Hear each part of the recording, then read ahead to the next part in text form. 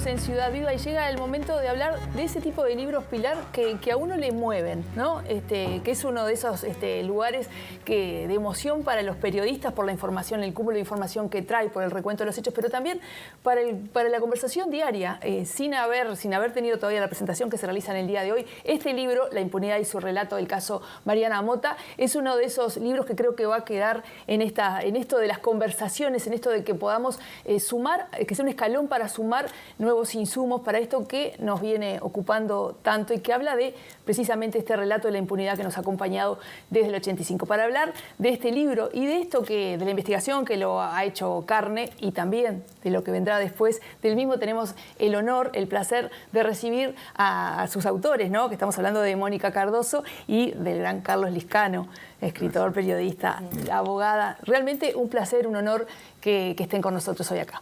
Muchas gracias. Muchas gracias. Yo decía que Carlos Lizcano había estado en los inicios de TV Ciudad, en alguna, como su voz, acompañando algún producto de nomenclato.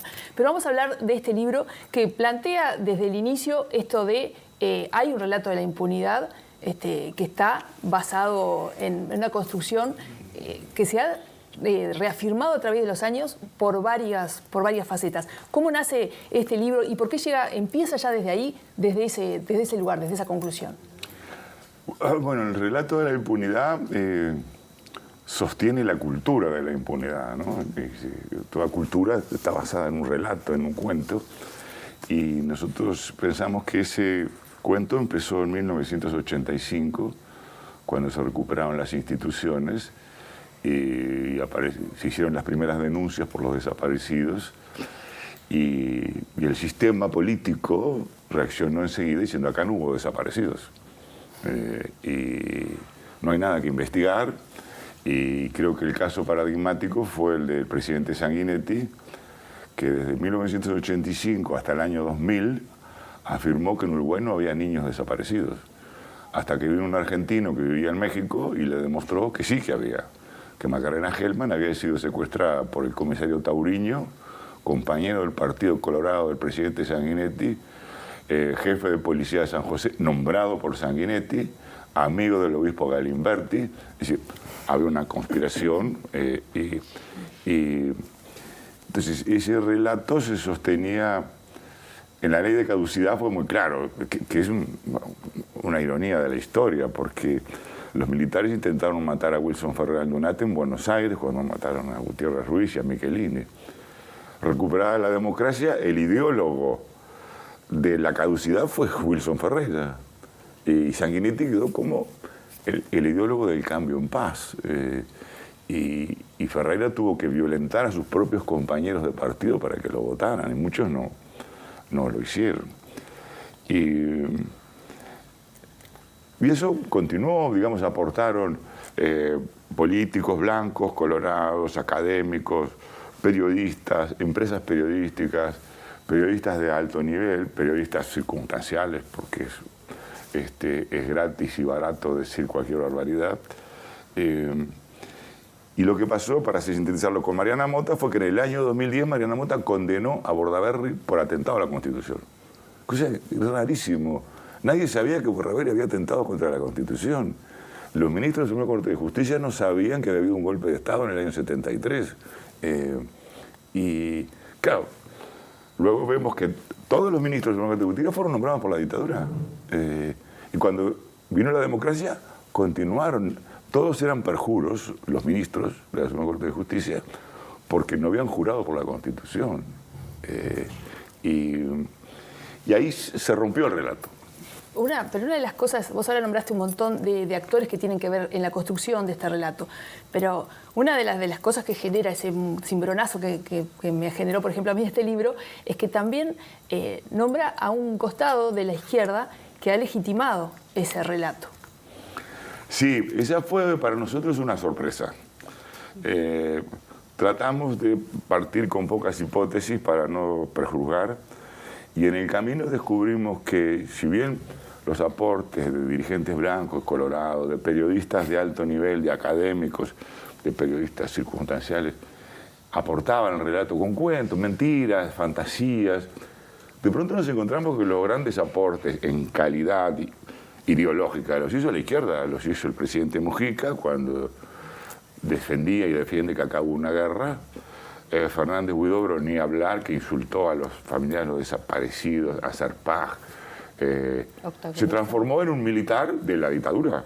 Lo digo con absoluta responsabilidad, un tipo nefasto. Pasará a la historia, nadie sabe por qué negoció eso.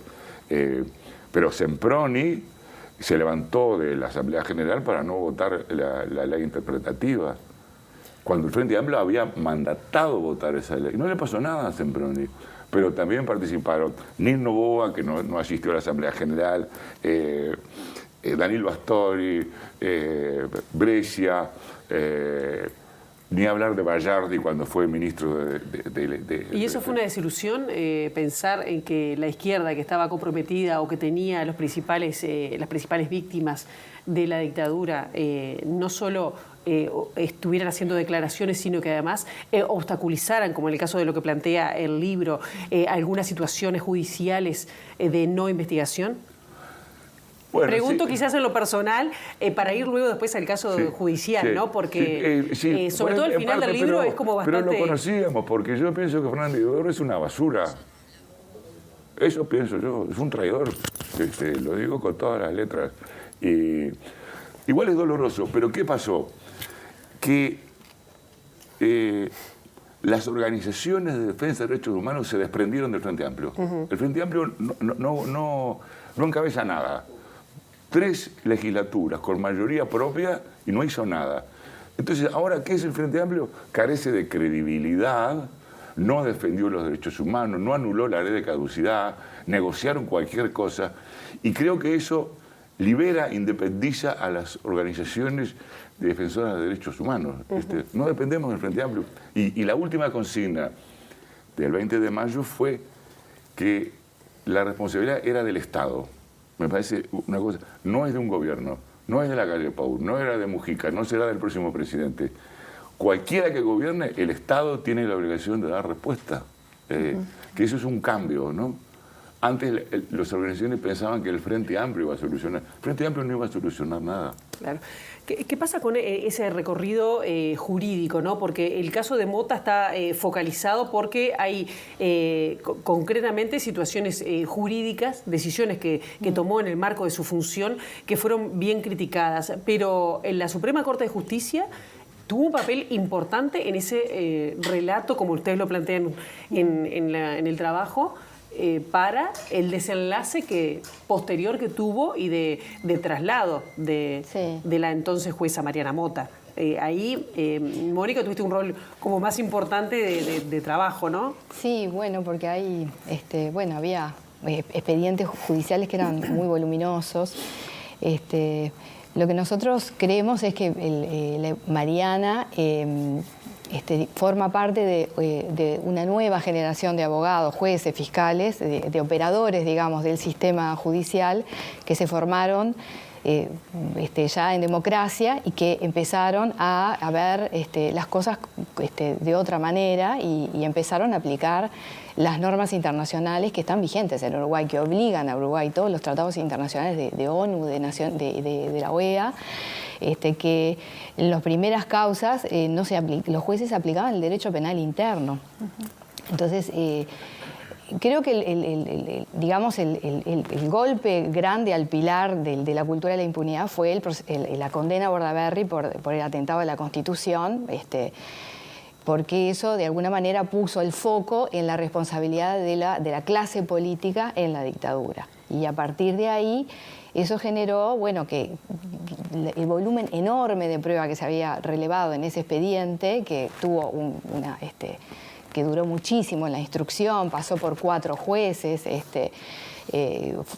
generó que se reabrieran una cantidad de causas en el juzgado de Mariana Mota y entonces eso abrió un frente para esas investigaciones enorme que fue lo que la puso en el foco, digamos, de todos los ataques y de esa campaña que bueno, que la terminó sacando del sistema y claramente la Corte terminó cediendo a las presiones, ¿no?, del sistema político con ese traslado, porque fue una resolución sin fundamentación, ¿no? Mónica, vos estabas hablando de eso desde el punto de vista jurídico, que eso sin fundamentación, pero en un momento dijiste Mariana, ¿no? Y tenemos acá la foto de ella, una mujer de perfil bajo, una mujer que según consta en el libro, habló desde su profesión, desde la ley vigente y actuó. Y estuvo en el medio de un foco que le resultó un cimbronazo que modificó su vida, ¿no? ¿Tenía conciencia de eso? ¿Qué pasa con ella ahora? ¿Qué tiene que ver con este libro? ¿Cómo ha generado esta nueva realidad, este nuevo relato que, por ejemplo, aporta este libro sobre el relato? ¿Cómo ha caído en Mariana? Bueno, nosotros, antes de hacer el libro, no porque jurídicamente tuviéramos algún impedimento, pero bueno, ética y moralmente, si uno va a escribir sobre una persona que está viva, correspondía que la consultáramos, que queríamos su opinión, su aprobación. Ella se lo pensó porque para ella era muy revictimizante revolver todo eso, que para ella fue muy doloroso. Bueno, ella tiene una familia, tenía hijos adolescentes en ese momento, cuando... Estamos hablando de 2013. Estamos hablando de 2012, 2013, ¿no?, cuando fue todo ese proceso, esa campaña, que terminó en su salida del juzgado penal. Y bueno, y finalmente lo resolvió con su familia, ¿no? Fueron sus hijos y su marido quienes le hicieron notar que la importancia de escribir sobre esto, difundir todo este tema de la memoria, es algo que la trasciende a ella. Quizá ella la percepción que nosotros tenemos era que era una profesional sólida, con una ética que todo el tiempo lo que quiso fue hacer su trabajo correctamente y como correspondía, y no midió las repercusiones políticas de eso. Y otra cosa que siempre nos sorprendió es que nunca tuvo miedo, el gran coraje que tuvo siempre, no se dejó presionar, como ha pasado con otros casos, con otros jueces. En el mismo expediente Bordaberry hubo 2 jueces que se excusaron o que trataron de, no tener que resolver en ese expediente, porque y es un sentimiento comprensible también, ¿no? Estar en... ¿Cuánto pesa el miedo, no? Porque era una cuestión que también sobrevuela al libro con ese relato de impunidad, sobre todo en el caso de los jueces que ustedes mencionaron, pero también en el caso de la sociedad, de periodistas. Claro, ¿cuánto pesa? Porque para la construcción de ese relato, ¿no? Sí, nosotros ese secreto. Descubrimos, si se puede decir así, ¿por qué Mariana? ¿Por qué el sistema reaccionó contra Mariana? Porque al condenar a Bordaberry, la cabeza del golpe de Estado, condenó a todos los ministros que siguieron después, a todos los consejeros de Estado, a todos los intendentes, a todos los embajadores, a todos los directores de empresas públicas, a todos los decanos de la universidad. Y podemos seguir. Todos eran perjuros. No juraron. Todos los generales que ascendieron, que necesitan la veña del Senado, eran perjuros. Entonces, todo ese sistema, hasta llegar a Diego Abrun, que sustituyó a Julio Álvarez, era presidente de la Suprema Corte de Justicia. A Diego Bruno, sí. Nombrado por la dictadura. Hizo de presidente, que no lo eligió nadie, de 17 días. Y después siguió un señor que había ayudado a violar la Constitución. Entonces Mariana le pegó a toda la cadena. Y el sistema, ¿cómo reaccionó? ¿Atacamos a todo el mundo? No, atacamos a esta mujer, una sola. Mujer, además. Sí, eso yo no lo quise decir, pero Mónica puede decirlo. Constatamos en todo el tiempo que era mujer. No aparece en el libro. Podemos decir, Mariana Mota fue a la Suprema Corte de Justicia y le dijo, me están persiguiendo. Y el presidente de la Corte de Justicia dijo, a usted no sabe cómo me persiguen a mí. Claro, si iba Jorge Valle y Gonzalo Aguirre, presidente y expresidente del Uruguay, a presionar al presidente del Banco de Justicia para decir que esta mujer está loca. Entonces, la reacción contra Mariana es desusada, es hacer una guerra contra, no sé, para matar a una mosquita. Pero no es así, el sistema reaccionó porque Mariana tocó toda la cadena, toda. Chirucci era intendente de la dictadura en San José, fue intendente del Partido Nacional en Democracia, senador del Partido Nacional en Democracia, Juan Carlos Blanco, ministro de la dictadura, condenó a Elena Quintero a la muerte, senador del Partido Colorado, compañero de Sanguinetti, compañero de Millor, otro hombre de la dictadura. Todo el sistema estaba involucrado por la decisión de esta mujer. Y ustedes han sido muy directos, incluso en esta conversación que estamos teniendo, con nombre y apellido, y eso también está presente en el libro, y eso me parece que algo que hay que reconocer, ¿no? Que las cosas se dicen con nombre y apellido y no se tiran al vuelo. Pero también, cuando estábamos hablando del miedo en la pregunta anterior, ¿hay algo de eso en el hoy? Porque... Y sigue habiendo. ¿En qué cosas? Algo me contaste. Yo entrevisté a varios jueces para este libro, y bueno, y algunos digamos, de un grado, de nivel jerárquico. Y todos me pidieron reserva, todos me pidieron no aparecer, que su nombre no fuera dicho en el libro. Y eso habla de cómo funcionan las cosas dentro del sistema. Porque llegado el momento del ascenso, si lo hay, ese documento va a aparecer. Es increíble. Aparece una foto. Estuvo en tal acto y bueno, tiene derecho a estar en cualquier lado. Era un cumpleaños de un niño y justo había un conspirador ahí conocido. Entonces, eso sigue funcionando, no es cuando como era el ministro Ruibal dijo que todos los pedidos que vengan a la Suprema Corte de Justicia se van a dar contra una muralla. Él prejuzgó y después dijo, ay, lo que pasa es que yo no sé hablar en la prensa. Pero él tiene una historia, fue fiscal de la dictadura, fue juez de la dictadura. Ese era Ruibal, presidente de la Suprema Corte de Justicia. Todo el sistema estaba implicado, todo. Y recién ahora se está, digamos, por razones biológicas, por jubilaciones, se están renovando los cuadros. Pero nosotros hicimos un pedido al Ministerio de Defensa de Información. Nunca nos contestaron que no. Le negaron el pedido de acceso. Tenemos que medio ir redondeando la entrevista, pero no quería dejar al final del libro de mencionar que manejan el tema del surgimiento de Cabildo, de la pérdida de las elecciones, como un factor, digamos, que no sé si el Frente Amplio no contempló, pero que no le sirvió de nada, algo así está expresado en palabras más académicas, al Frente Amplio sumarse a este relato de impunidad. Es subjetivo. Y lo ata, digo, por Cabildo, porque bueno, fue comandante en jefe, además es su líder en el... Es subjetivo decirlo, pero es un análisis político. El Frente Amplio, a medida que se acercaba al gobierno, se fue corriendo hacia las posiciones reaccionarias, a justificar las violaciones de derechos humanos, los desaparecidos, bueno, con que nos den unos huesos ya está. Yo lo sé porque yo hablé con Tabaré Vázquez y Gonzalo Fernández en su momento. ¿Ellos le dijeron eso? ¿Ellos le dijeron eso? Y era, tirame unos huesos. No todos los desaparecidos, pero tirame algunos, por lo menos. Tirame a la madre de Macarena Gelman, porque fueron a hacer todo ese teatro al cuartel. Está enterrada ahí, le dijo el general. No había nada, era mentira. Y se fue corriendo hacia la derecha, hacia las posiciones más reaccionarias, y tal vez pensando que eso le iba a dar los votos de la derecha. No, se los llevó Cabildo, porque estaba más a la derecha que Fernández Huidobro.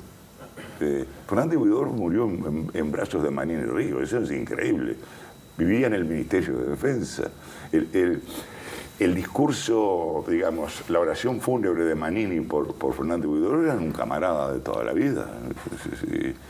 Así terminó esa mistura de Frente Amplio corriéndose hacia la derecha. Rescatamos una cosa positiva. Las organizaciones de derechos humanos se desprendieron del Frente Amplio. El Frente Amplio carece de absoluta credibilidad en defensa de los derechos humanos como institución. No los individuos, que los hay. No pienso en Beliela Herrera, por ejemplo. Pero la institución, cuando el Frente Amplio habla de derechos humanos, no le cree a nadie. Y eso independiza a las organizaciones. Le exigimos al Estado, no al gobierno y no al partido. Está bien. Nos quedaríamos horas conversando porque el libro genera eso y creo que es un hallazgo porque esto de poner, de hablar del relato y de poner con nombre y apellido, como habla de periodistas, de grandes intelectuales de nuestro país, también con nombre y apellido, creo que suma a esta convivencia en el que los datos están sobre la mesa porque están documentados. Es un libro que tiene mucho de jurídico, así que el agradecimiento desde ese lugar y la invitación a leerlo a esta presentación que se realiza en el día de hoy, ¿no? Hoy sí, a las 7 de la tarde en Más Puro Verso. Allí en Sarandí 675 con la participación de la colega Mariana Contreras y el historiador Carlos de Masi. Un show en sí mismo cualquiera de los dos. Así que felicitaciones por este trabajo y, como siempre, está la casa de ustedes. Muchas gracias. gracias. Bien, y hacemos ahora, ¿qué te parece, Tania? Una breve tanda, una breve pausa y seguimos con más Ciudad Viva.